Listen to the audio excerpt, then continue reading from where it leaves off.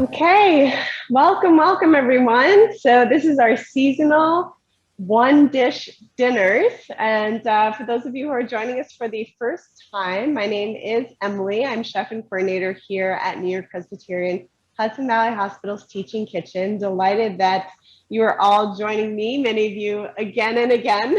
So thank you for coming back. It's such an honor to serve the community and to share delicious, healthy recipes that can continue to support and nourish you in your own homes. So thank you to everybody for spending the time with me on this beautiful afternoon.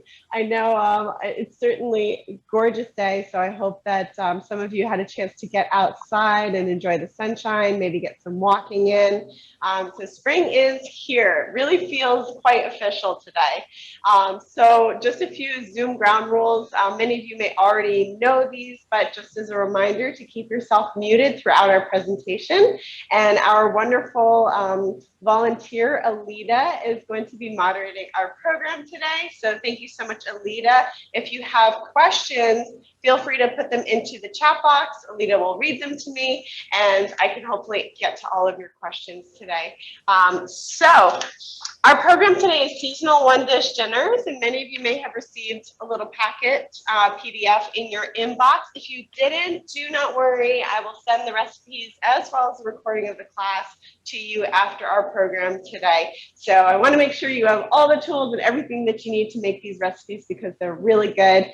They feature seasonal produce like these beauties, little radishes. So for the first time this weekend, I saw radishes at the farmer's market in Cold Spring. It was very exciting.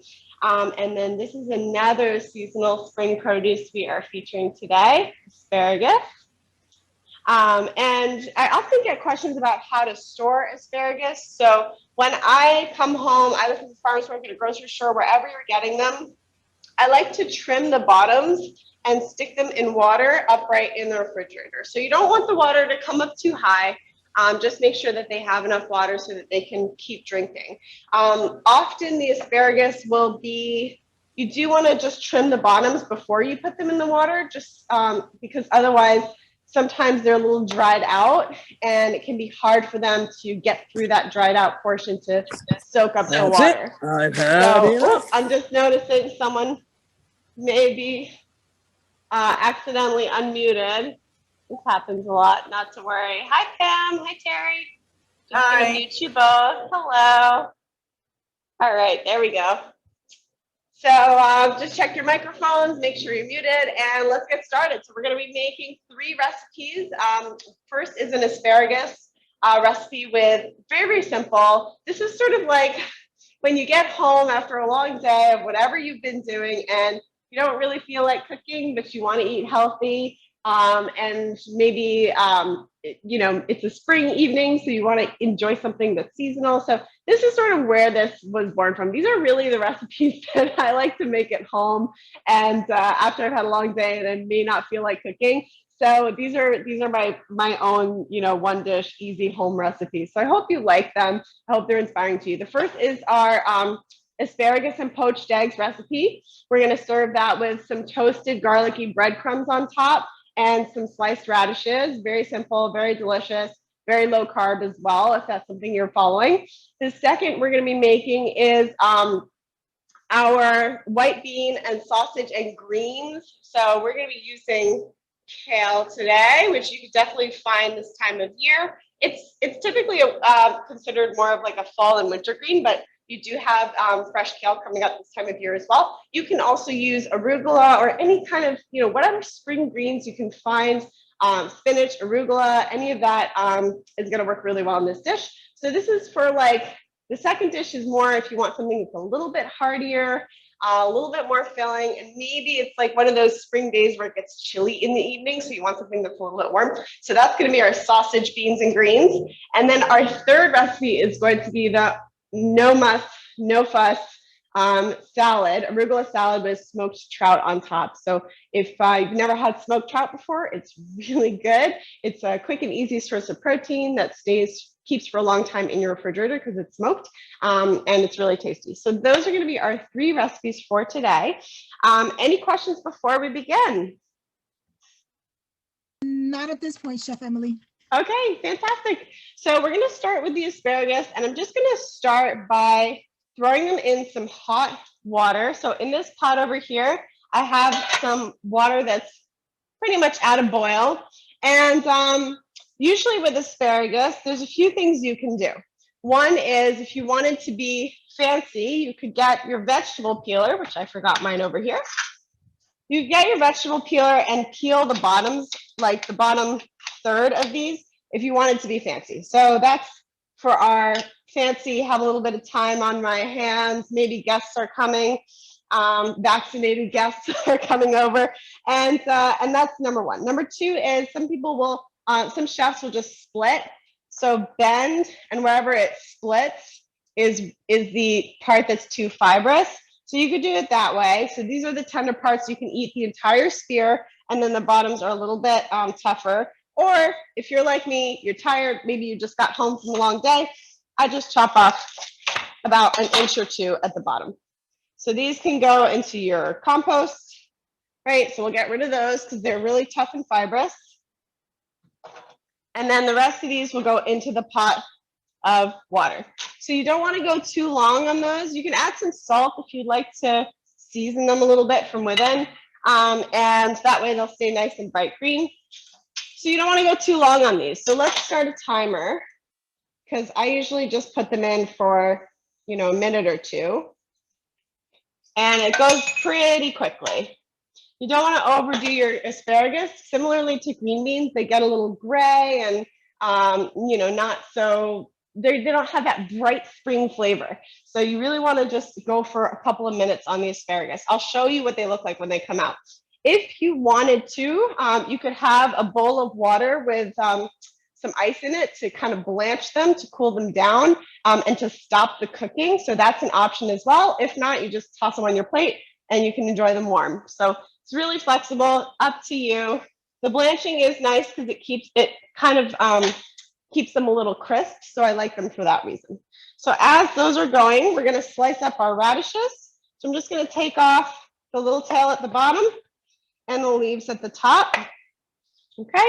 And then I'm going to cut it in half to make a half moon. So just make sure that your fingers are really well tucked here. And this is a nice opportunity to practice your slicing on some beautiful buttery radishes. So pretty. I think I saw a question roll through, Alita. Yes, Chef Emily. Checking in with you. Is smoked trout healthy to eat since it's smoked?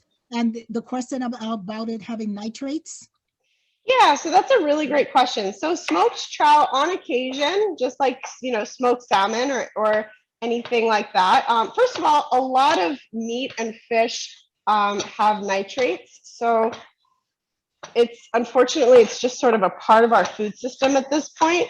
If you see meat that's really nice and pink in the grocery store and it's packaged and it's nice and pink, it's pink because of the nitrates. So if you're worried about nitrates, then you have a lot of food items to think about other than smoked trout. So in terms of the ingredients on the smoked trout, nitrates aren't listed, so I don't think they are a part of it. But I would say, as with anything, on occasion, for a quick and easy, protein fix, it's okay to enjoy some smoked trout once in a while. I'm not really worried about the nitrates. I'm more worried about the sodium. So if sodium is something you're concerned about, then smoked trout may be something to just enjoy, in moderation on occasion. So this is done. That was really quick. It was just about 2 minutes, right? So it's nice. It's bright green. It's still a bit firm, like it still has a little bit of a snap to it. But it's definitely cooked through. So I just put these in our ice water, and we're going to let those chill while we prepare our breadcrumbs and our poached egg. Another question, Alita? Yes, Chef Emily. So are the ends of the asparagus too fibrous for soup? So that's a really good question. If you have a fantastic blender that, if you're making asparagus soup and you're planning on blending it, and you have a really good blender, you could chop the asparagus up and just cook it for a while and blend it well.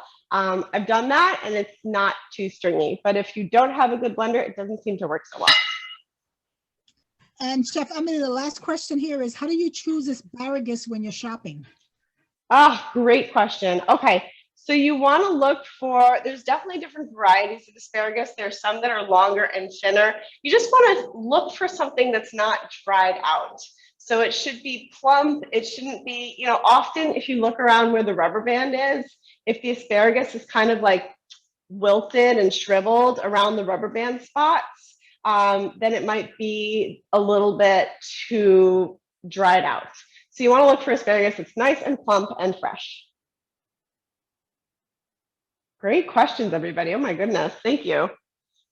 All right, let's get our breadcrumb mixture going here.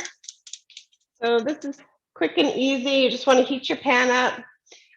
And we're just going to toast our breadcrumbs to put them on top of our dish. Really simple. You can add a little olive oil to your pan. And these are breadcrumbs I made from stale bread. I just dried it out. And then you just want to toast them a little bit so they get nice and fragrant. We're also going to toss in some garlic cloves. So I have 2 garlic cloves here. You can, use the side of your knife to kind of press down. And you have options. You can, take the lazy route and just kind of press down and throw them in with the breadcrumbs, just like this. Or you can mince them up a little bit. Up to you. All right, so taking the paper off, I'm gonna chop them up a little because I like them to be about the same size as the breadcrumbs. So mince nice and small, cutting right across. And this can go in. All right. So again, we're just toasting these a little bit. So our asparagus is ready, our radishes are ready, our breadcrumbs are toasting. Now let's poach our eggs. So in the same water that we did the asparagus, we're going to poach our eggs. So you don't even need to get another, container of water boiling or anything like that. So when I'm poaching eggs, I like to crack an egg into some kind of a vessel, usually a small bowl or a cup. Okay.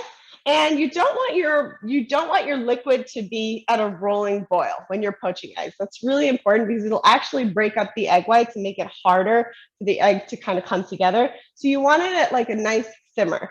So I'm looking in, I'm seeing a nice simmer.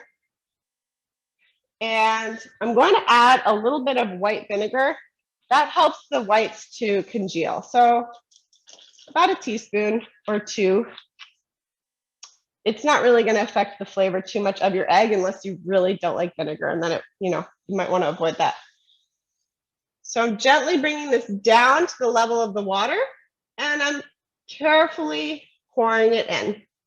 Okay, let's do that once more. You can also do this in a shallow pan if you prefer. It's a little bit easier to scoop them out and stuff. So just gently going to the same level of the water and pouring it in. Okay. Any questions about that process? No questions, Chef Emily. Okay. So eggs are definitely an easy, quick go-to dinner option. I find that poached is often intimidating for people, but it's one of the healthiest ways to eat eggs because it really doesn't include anything other than the egg itself, right? No fat, no frying, nothing like that. So you're just going to poach the eggs, and how long you poach them really depends on how you like your eggs. So I prefer to have them fairly runny. So you want to get a slotted spoon, and there you go. I like to just make sure that they're not sticking to the bottom of the pot. Sometimes if the water isn't hot enough, they'll kind of sink down, and then you'll try to lift them up and the white will be stuck to the bottom, or the egg yolk will be a little stuck to the bottom, which makes it harder to pull out. All right. So these breadcrumbs are starting to smell really fragrant. They're starting to get a little bit of browning, which is really nice.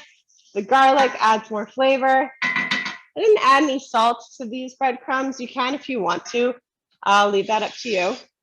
And then for plating, it's pretty simple. You just grab some of your asparagus. You want to just kind of make sure they're not too wet.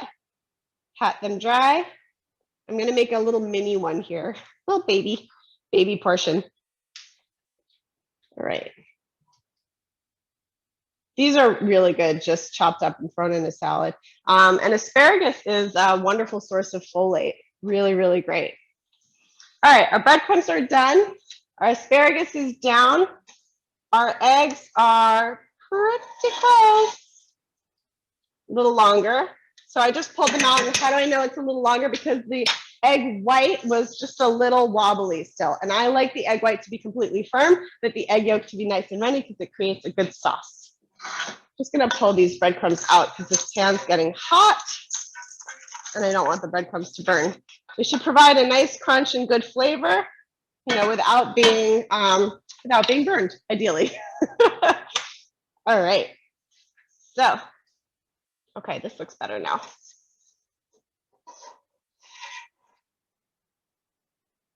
So you could do, you know, 1 or 2 eggs per person, depending on how hungry you are.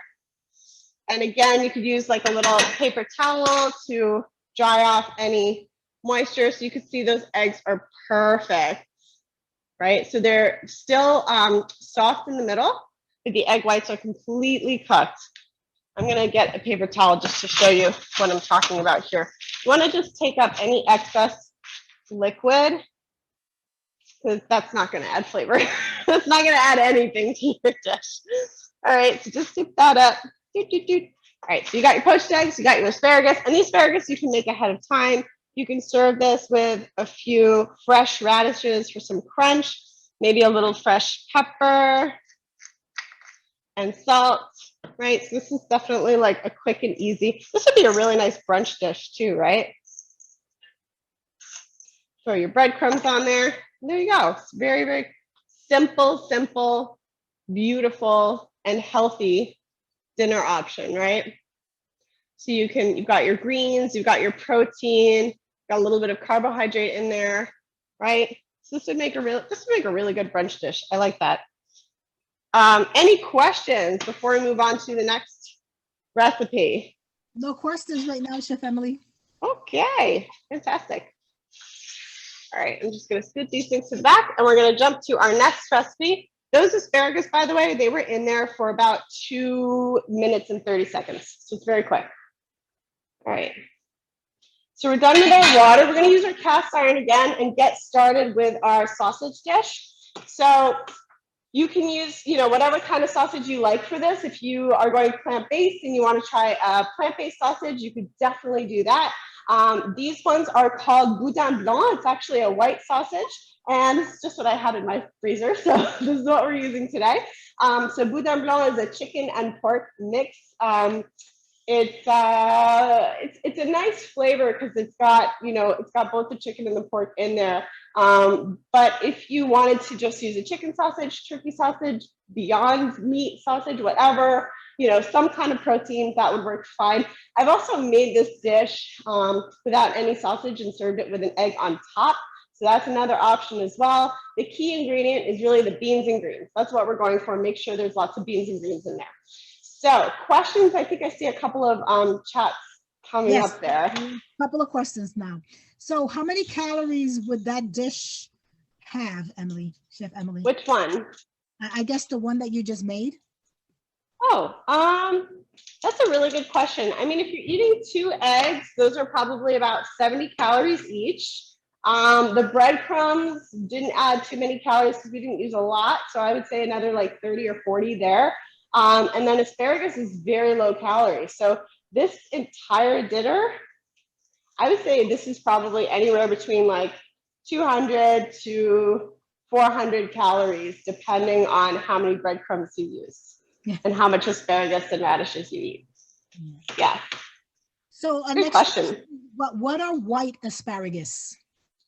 Okay, so white asparagus are different from green asparagus, obviously. They are grown in a different way.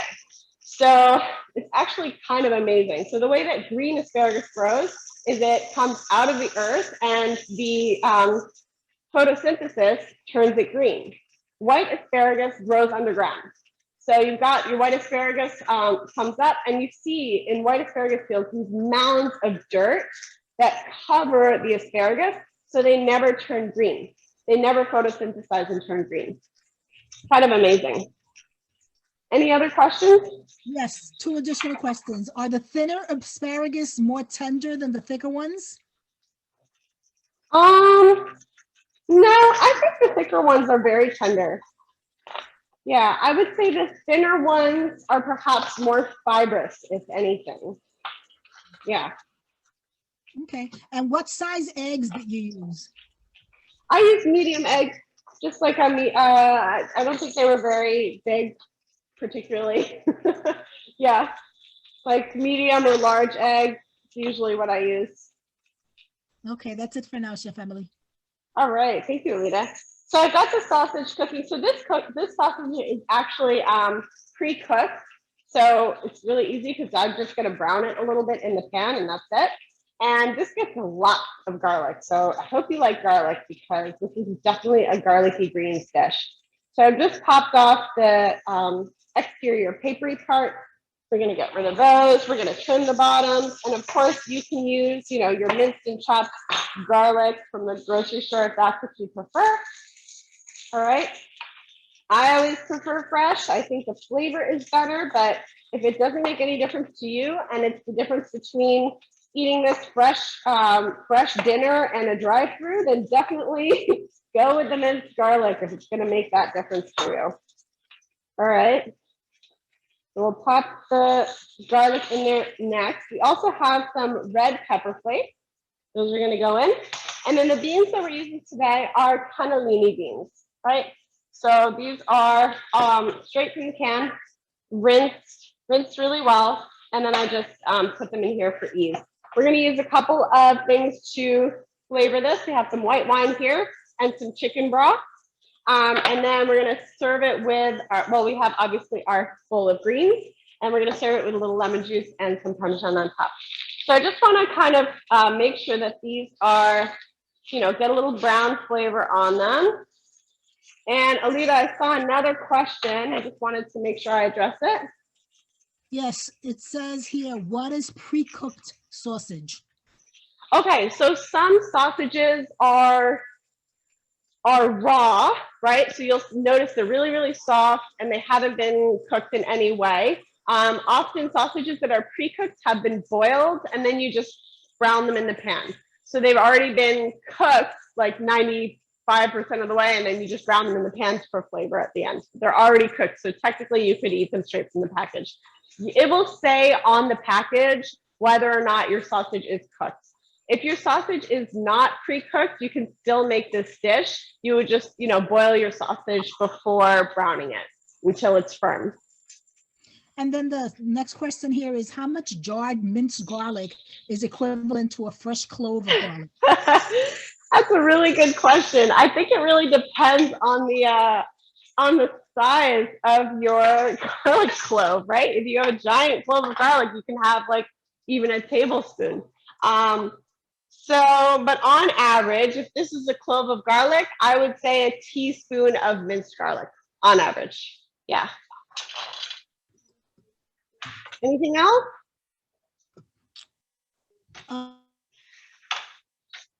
All right. So we're using kale today. This is known as Tuscan Kale, this variety, also known as dinosaur kale, also known as lacinato kale. They're all the same kind of kale, 3 different names, same kale. Don't ask me why. Maybe a farmer was bored one day and wanted to be creative. But there's another kind of kale called the kale that we often see in grocery stores that's sort of curly. And I prefer this one because it's just a little bit easier to work with. So this is the one we're using today. So I started off by kind of peeling away a little bit from the stem from the bottom just to get it started. And then I hold that stem and you don't want to pull too hard because you don't want to break the stem, but I sort of loosely cup and strip, right, to get the stems out. So I'll show you that once more. Get it started at the bottom, hold and strip. So you could use the kale stems, of course, they are loaded with fiber. Get it started, hold and strip. And you know, these are all the kale stems from our kale today. You could use them if you wanted to. You would chop them up first, chop them up really nice and small, and saute them. I don't love to use kale stems. They kind of detract from my experience of eating kale, which, you know, it's already a very tough and fibrous vegetable. So I prefer not to use the stems from a culinary standpoint, but from a health standpoint, absolutely you can use them. Absolutely they're edible, and absolutely they're loaded with fiber. So feel free. They take longer to cook than the actual leaves, right? Of course, because they're harder. So just keep that in mind. All right, so there's our chopped kale. You can also buy this stuff bagged and chopped if you wanted to make it even easier for yourself. That's ready to go. Let's add our garlic into the pan with our red pepper flakes. So I'm just going to give this a quick chop. And in it goes. We're going to add the red pepper flakes as well. And just get a little bit of heat on there. You don't need too much, just to kind of get it going. You definitely don't want to burn the garlic, so keep an eye on it. Another question, Alita? Yes, there's a question about whether this kale is more fibrous than the regular, usual, common kale. Curly? No. Yeah, the curly one, and they're different nutrition. No, they're the same. Yeah, it's just a different variety. It's like curly parsley versus flat leaf parsley. In terms of nutrition and fiber, they're all the same. But kale is one of the most nutrient dense greens, so it's a really great thing to enjoy. It's in the cabbage family, and 1 cup of kale contains 200% of your vitamin A, which is amazing, as well as 600% of your vitamin K. So if you are on a blood thinner, that might be something you want to investigate before you eat kale. And lots of vitamin C, as well as magnesium, calcium, copper, potassium, and iron. So it's a great source for you. So I'm going to add, our garlic has a little bit of, you know, heat on it now. Let's add our greens. I'm sorry, our beans. Beans and greens. It all rhymes. I'm gonna add those beans in and get some flavor from the garlic on there. Okay. And you just want to cook them a little bit. So I'm just going to spread them out and not move them for a second. It's actually nice for the beans to get a little bit of browning on them. So I have this over a pretty, you know, medium-high heat right now. And I'm just going to let them sit so the beans can get a little bit of brown color on them. It gives them lots of flavor. So we've got our chicken broth and our white wine at the ready. And another question came through. Yes, actually several. So okay. Number one is there a lot of sodium in Parmesan cheese? Yes, so Parmesan is definitely a salty cheese. So if you wanted to for this dish, you could leave it out if you're paying attention to your sodium levels, but all cheese contains a lot of salt. Yeah. Okay. Are kale and spinach equal in nutrition? No, I would say, excuse me, I would say that kale is more nutrient dense per ounce than spinach, but it's also good to have variety. So, you know, I don't love the taste of kale, raw kale in a smoothie, so I'll use spinach for that. So it's good to kind of mix things up. And the last question here is, does vitamin K make blood thinner more or less effective? Ooh, that's a question for your doctor. Yeah, I don't know if I can answer that one. Good question, though. Yeah, very good questions. That's it for now, Chef Emily. Awesome. Okay.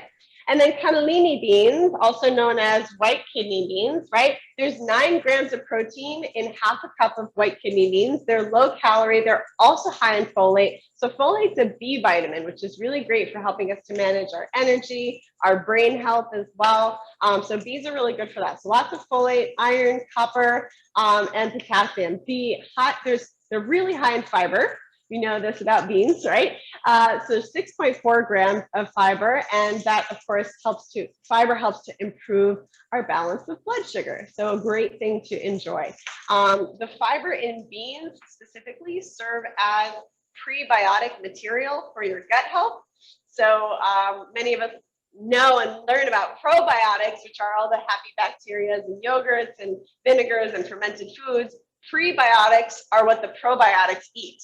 So you need to feed those probiotics. So that's going to be where your beans come in. They have prebiotic material, and they're fermented in your gut, and it's a great process. It's very healthy. I'm not going to nerd out too much on the details of it, but basically what you need to know is it may actually help to improve your colon health and reduce your risk of colon cancer if you include beans in your diet. All right, so these are getting a little bit of browning on them. Smells really good. I'm just going to turn them down because we're ready for our next step. So we added the beans, we added a little pinch of salt. We're going to add some white wine, kind of deglaze the pan, let the beans kind of soak that up. We're going to add our chicken broth as well. We're going to add some sausage. So you can, if you want, you can either chop this up or leave it whole. I kind of like it chopped up and add it in pieces. So you got your beans, you got your greens. You could also just do beans and greens, no sausage. That's fine too. And then let's throw this kale in here. A lot of kale, but it is going to cook down, right? Just going to pop that right in. And we're going to cover it. Kind of snug cover there. And just let it cook down and cook the kale. All right. Excuse me.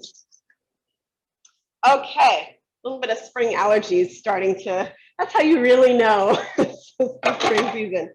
So I got a little sprinkle of lemon juice and Parmesan cheese to put on top of that dish in a moment. And we'll scoot this off to the side as we finish up with our final recipe.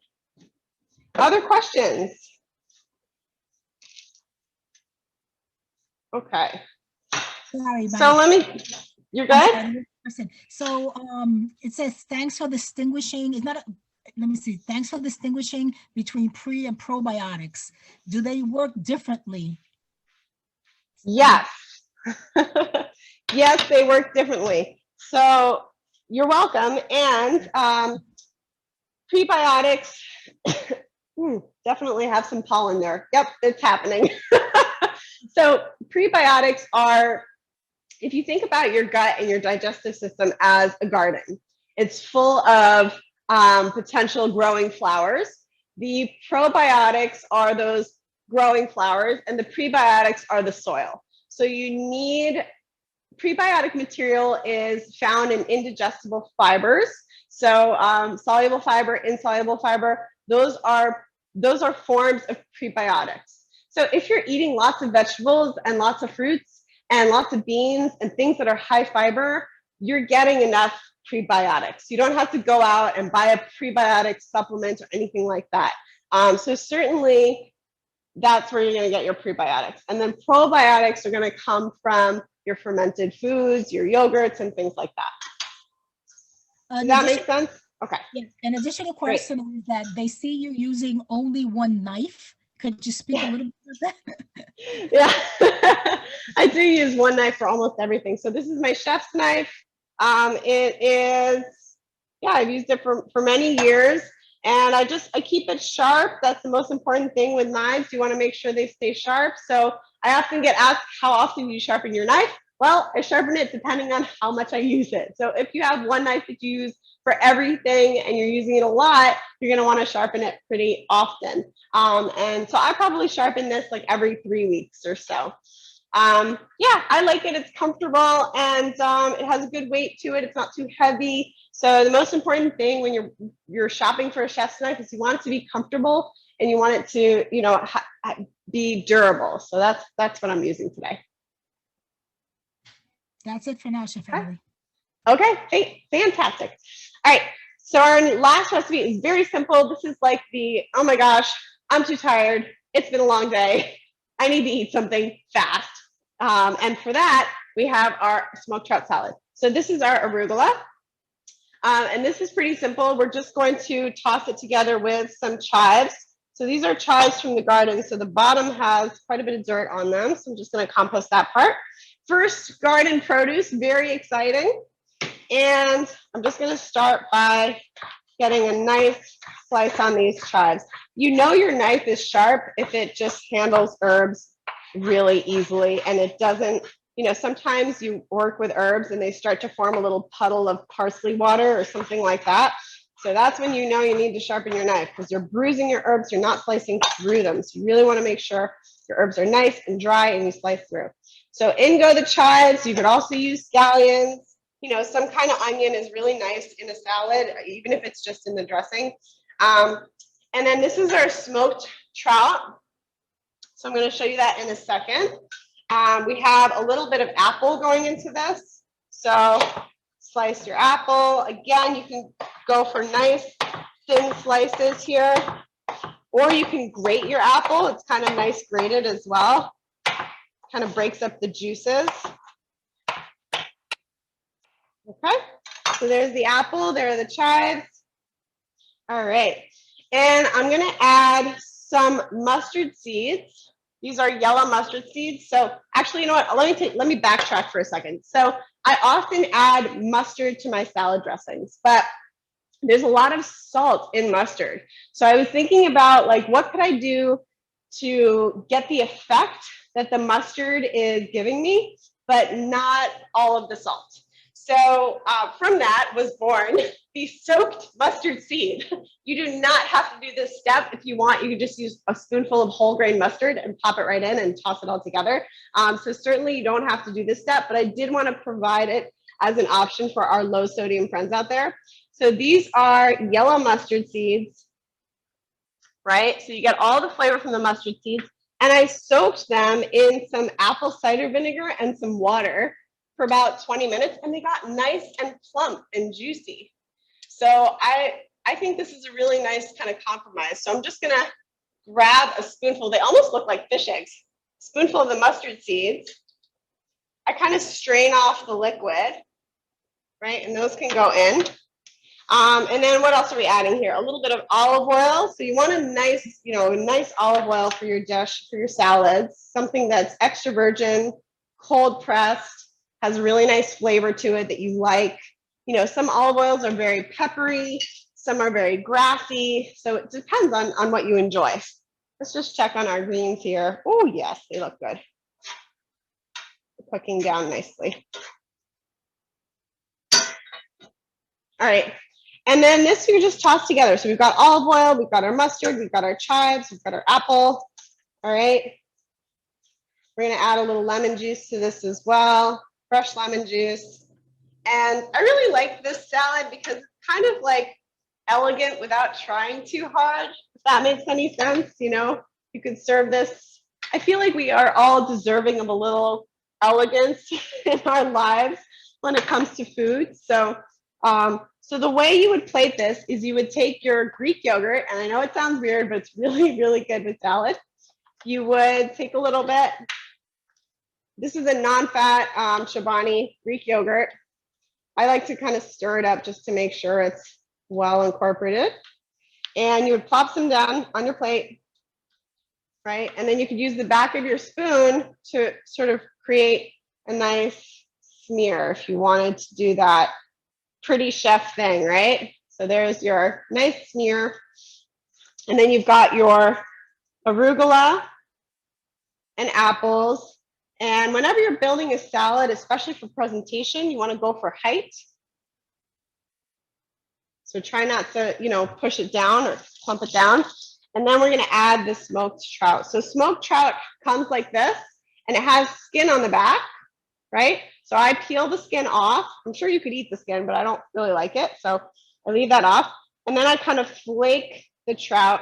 You could probably throw tuna in this too, but the smoky flavor is just so, so good in this.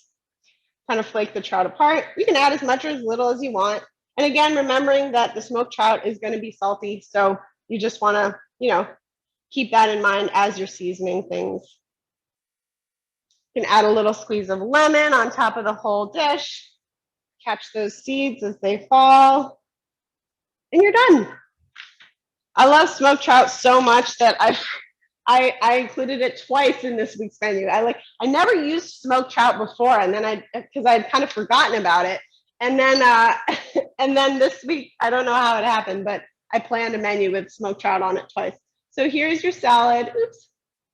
Right. So you've got your greens, you've got those pops of mustard seed, you have some nice the yogurt on there, right? For probiotics. There are your probiotics. All right, and that adds really nice flavor as well. So again, another nice low calorie dish option. Another question? Yes, family. So there was a question about the knife. How do you sharpen your knife?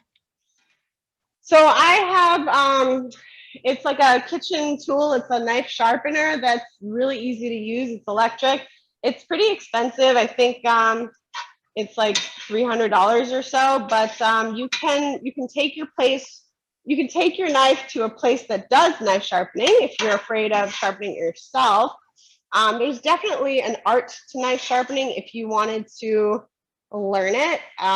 It's basically a class on its own. You can, there's definitely different ways, less expensive ways than buying a $300 machine that I'm not very good at, so that's why I don't teach it. It involves using what's called a wet stone, and you soak your stone for 30 minutes, and then you take the blade of the knife and you go over the stone over and over again. We did this in culinary school, and it was the first and last time I will ever do it because it just takes so much time. So it can be quite meditative if that's something you're into. So you can probably look at YouTube videos on like, sharpening a knife with a stone, and you would find some interesting stuff coming up. Chef Emily, do you use plain yogurt? Yeah, so I use plain, non-fat Greek yogurt. All right, and do you need to soak the trout to get rid of the salt? No, you don't have to. It's not like salted cod. So here's our beans and greens and sausage dish. I added a little sprinkle of cheese on top. You could also add a little squeeze of lemon juice on top. It goes really nicely, helps to balance out the salt and gives it a little bit of a bright flavor, especially because this is like for those spring nights that can just be a little chilly. This is a good option to have. All right, so three sort of one dish-ish dishes. So I hope these are good and you enjoy learning about them. Does anyone want to share in the chat a little bit about what they like to make at home when they're feeling tired and kind of only uses one pot in a bowl or something like that? Does anyone want to put anything in the chat about what they like to make at home? Please feel free. So, we always are continuing to learn from each other and be inspired by what's going on in somebody else's home. So I hope that these will inspire you and you can give them a try. So, and definitely there are plant-based. You can make these more plant-based. Instead of the sausage, I gave some options. Instead of the fish, you could use your preferred plant-based protein. You could throw in some cannellini beans on that salad, would be really good too. And then, yeah, so you've got options. Thanks, everybody. Chef Emily, there was a quick question about the trout. Is it bony? No, it's filleted. So they're filleted. It comes in like a vacuum sealed package. On occasion, you may find a very fine bone in there, but it's rare. Okay, and then there was a quick question about, do you know when the in-person classes will resume? Oh, I don't know yet. Thank you for your question. I feel you, and I hope that soon enough we'll be bringing more in-person programming to you. I don't know yet. The world is an uncertain place, but for now, we still have Zoom. And that's it in terms of the questions, but it's definitely a lot of thank yous. They learned a lot. Thanks, everyone. Awesome. Thank you so much for tuning in. We have a program tomorrow with Dr. Abadi on sleep and nutrition for sleep. And we're also going to talk a little bit about coronasomnia, which is going to be interesting. If you haven't heard of that, feel free to tune in. And then next week, more programs coming up. So come on back, spread the word, please. Share with your friends and family if you enjoy these classes. It's always great to see some new faces, and also always wonderful to see all you people out there who are joining us. This is our beautiful community. So thank you, everybody. And thank you.